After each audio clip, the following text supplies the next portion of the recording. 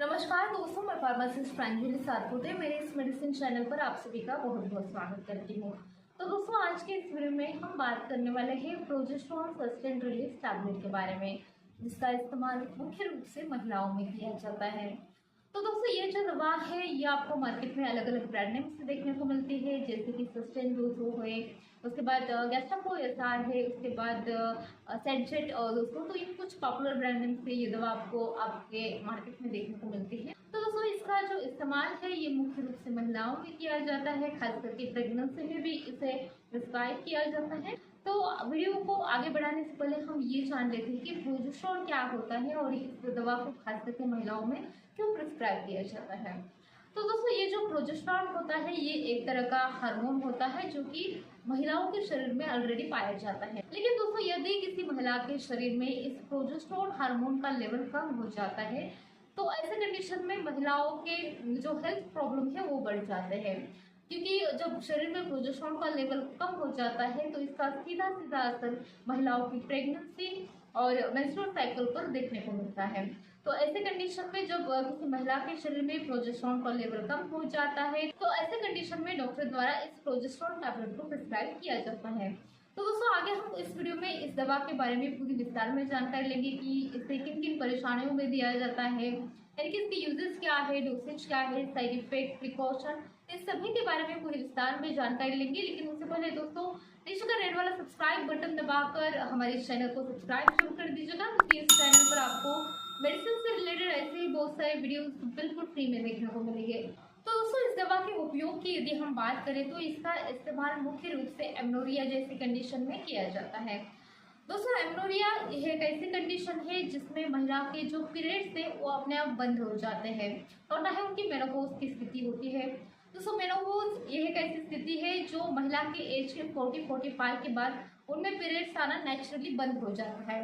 लेकिन दोस्तों, यदि किसी महिला के पीरियड्स एज के 30 या फिर 30 से पहले ही बंद हो जाते हैं या फिर 40-45 के पहले ही बंद हो जाते हैं तो ऐसे कंडीशन को हम एमनोरिया बोलते हैं। दोस्तों, ये जो एमनोरिया की प्रॉब्लम है ये महिलाओं में बहुत सारे रीजन से क्रिएट हो सकती है। हो सकता है कॉन्ट्रासेप्टिव पिल्स का ज़्यादा इस्तेमाल करने के कारण ये प्रॉब्लम क्रिएट हुई हो या फिर किसी अन्य रीजन से। इसके अलावा दोस्तों, ये दवा एबनॉर्मल यूटेराइन ब्लीडिंग में भी दिया जाता है। मतलब यदि किसी महिला के शरीर में पीरियड्स के अलावा किसी अन्य रीजन से ब्लीडिंग हो रही है, यूटेराइन ब्लीडिंग हो रही है, तो ऐसे कंडीशन में भी इस दवा को प्रिस्क्राइब किया जाता है। दोस्तों, एबनॉर्मल ब्लीडिंग होने के भी बहुत सारे रीजन होते हैं। हो सकता है ये इंडोमेट्रियल पॉलिप्स के कारण हो रही है या फिर फाइब्रोइड्स के कारण, तो इसके भी बहुत सारे रीजन हैं।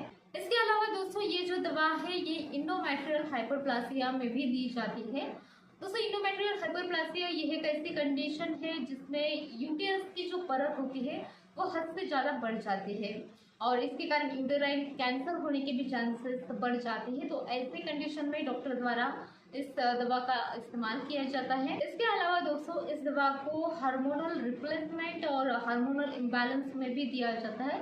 मतलब यदि किसी महिला के शरीर में हार्मोनल इम्बैलेंस की प्रॉब्लम हुई है तो ऐसे कंडीशन में भी ये दवा प्रिस्क्राइब की जाती है। साथ ही प्रीमैच्योर लेबर, यानी कि यदि किसी महिला का जो बच्चे का जन्म है वो 9 महीने से पहले ही होने की संभावना है, तो ऐसे कंडीशन में बच्चे का जन्म रोकने के लिए या फिर बच्चे का जन्म टाइम पर होने के लिए इस दवा को प्रिस्क्राइब किया जाता है। और हो सकता है दोस्तों, डॉक्टर अपने अपने एक्सपीरियंस के हिसाब से और भी बहुत सारे कंडीशन में इस दवा का प्रयोग कर सकते हैं। तो दोस्तों, ये तो थी इसके यूजेस के बारे में जानकारी। अब जान लेते हैं इस दवा के साइड इफेक्ट के बारे में। मतलब ये दवा लेने के बाद क्या कुछ साइड इफेक्ट देखने को मिलते हैं। तो दोस्तों, इस दवा के कारण किसी महिला के बैक पेन, यानी कि पीठ में बहुत ज़्यादा दर्द हो सकता है, हेडेक हो सकता है, वीकनेस की प्रॉब्लम हो सकती है, बार बार चक्कर आ सकती है।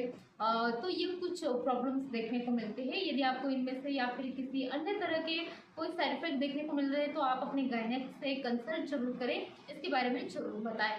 ध्यान रहे दोस्तों, यदि किसी महिला को ब्रेस्ट कैंसर है या फिर इडिमा की प्रॉब्लम है, एडिमा ये एक ऐसी कंडीशन है जहाँ पर हमारे टिश्यू में फ्लूइड जमा हो जाता है, ट्रैप हो जाता है। जिसके कारण वहाँ पर सूजन देखने को मिलती है। तो ऐसे कंडीशन में इस दवा का सेवन ना करें। इसके अलावा यदि आपको लीवर से रिलेटेड कोई प्रॉब्लम है या फिर डिप्रेशन जैसी मेंटल डिसऑर्डर से आप गुजर रहे हैं, तो ऐसे कंडीशन में भी आप इस दवा का सेवन ना करें। या फिर यदि आप इस दवा से एलर्जिक है, मतलब इससे पहले भी आपने ये दवा खाई थी जिसके कारण आपको कुछ एलर्जिक रिएक्शन देखने को मिले थे, तो इसके बारे में आप अपने डॉक्टर को जरूर बताएं। ऐसे कंडीशन में भी आप ये दवा ना लें। तो चलिए दोस्तों, अब बात करते हैं इस टैबलेट के डोसेज के बारे में। वैसे इसका जो डोज है ये पूरी तरह से आपके डॉक्टर डिसाइड करेंगे आपकी मेडिकल कंडीशन को मद्देनजर रखते हुए। लेकिन यदि नॉर्मल डोज की बात करें तो नॉर्मली इसे दिन में 1 से लेकर 2 बार खाना खाने के बाद लेने की सलाह दी जाती है। जनरली इसे रात को 1 टैबलेट खाना खाने के बाद लेने की सलाह दी जाती है। ध्यान रहे दोस्तों, कोई भी दवा या मेडिसिन लेने से पहले आपको आपके फैमिली डॉक्टर से कंसल्ट करना बहुत जरूरी है। सेल्फ मेडिकेशन ना करें, क्योंकि क्या होता है दोस्तों, हर किसी की मेडिकल कंडीशन अलग होती है और आपके डॉक्टर आपके मेडिकल कंडीशन को मद्देनजर रखते हुए, आपकी जो मेडिकल हिस्ट्री है उसे मद्देनजर रखते हुए आपको दवा प्रिस्क्राइब करेंगे। तो सेल्फ मेडिकेशन अवॉइड करें। तो चलिए दोस्तों, आज के वीडियो में बस इतना ही। I hope you like this video. If so then don't forget to like, share, comments, and of course subscribe our YouTube channel for medicine and health related videos. Thank you for watching.